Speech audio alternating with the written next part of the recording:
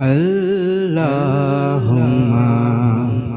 صلی علی محمد۔ حضرت ابو ذر رضی اللہ عنہ بیان فرماتے تھے کہ رسول کریم صلی اللہ علیہ وآلہ وسلم نے فرمایا، میرے مکان کی چھت کھولی گئی جبکہ میں مکہ میں تھا۔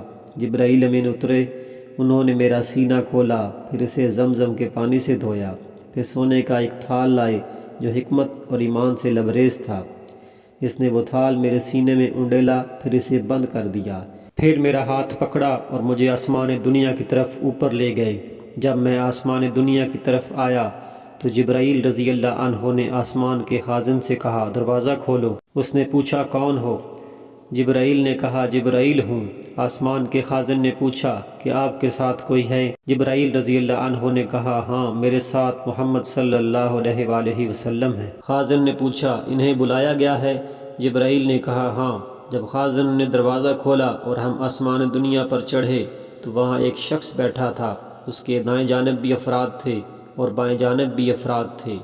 جب اس شخص نے اپنی دائیں جانب دیکھا تو ہنسا اور جب اپنی بائیں جانب دیکھا تو رویا۔ اس شخص نے کہا، نبی صالح اور ابن صالح کو خوش آمدید۔ میں نے جبرائیل سے پوچھا، یہ شخص کون ہے؟ جبرائیل نے کہا، یہ آدم علیہ السلام ہے۔ ان کی دائیں جانب اور بائیں جانب ان کی اولاد کے نفوس ہیں۔ ان میں دائیں جانب والے اہل جنت اور وہ افراد جو بائیں جانب ہیں وہ دوزخی ہیں۔ جب انہوں نے دائیں جانب دیکھا تو ہنسے اور اپنے بائیں جانب دیکھا تو روئے، حتیٰ کہ جبرائیل مجھے دوسرے آسمان کی طرف اوپر لے گئے۔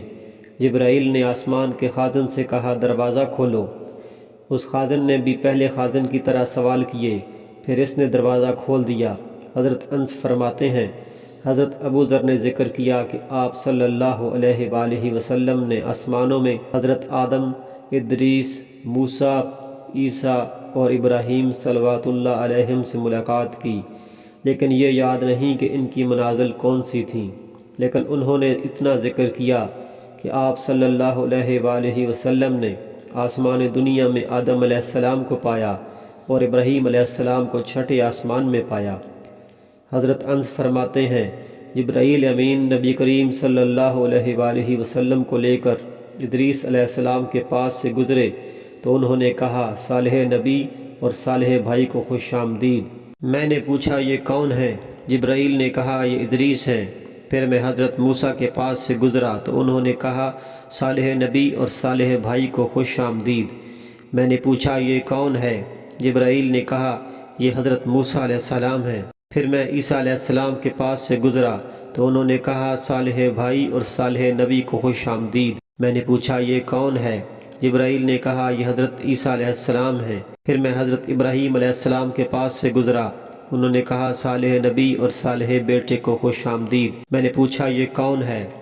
جبرائیل نے کہا، ابراہیم علیہ السلام ہیں۔ ابن شہاب فرماتے ہیں، مجھے ابن حزم نے خبر دی کہ حضرت ابن عباس اور ابو حبا فرماتے تھے کہ نبی کریم صلی اللہ علیہ وسلم نے فرمایا، پھر مجھے اوپر لے جایا گیا حتیٰ کہ میں مقام مستوی پر بلند ہوا، جہاں میں فرشتے جو کچھ تقدیر اور تدبیر الہی میں سے لکھتے تھے ان کے قلموں کے چلنے کی آواز سنتا تھا۔ ابن حزم اور مالک بن انس فرماتے ہیں، نبی کریم صلی اللہ علیہ وآلہ وسلم نے فرمایا، میری امت پر 50 نمازیں فرض کی گئیں۔ میں وہ لے کر واپس آ رہا تھا تو میرا گزر حضرت موسیٰ علیہ السلام کے پاس سے ہوا۔ انہوں نے پوچھا، اللہ تعالیٰ نے آپ کی امت پر آپ کی خاطر کیا فرض کیا ہے؟ میں نے کہا، 50 نمازیں فرض کی ہیں۔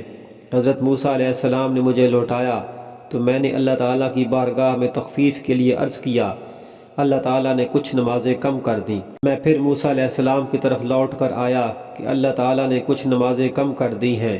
موسیٰ علیہ السلام نے کہا، اپنے رب کی بارگاہ میں پھر لوٹ جائیں اور تخفیف کے لیے عرض کریں، کیونکہ آپ کی امت اتنی نمازوں کی ادائیگی کی طاقت نہیں رکھے گی۔ میں لوٹ کر گیا تو اللہ تعالیٰ نے کچھ نمازیں کم کر دیں۔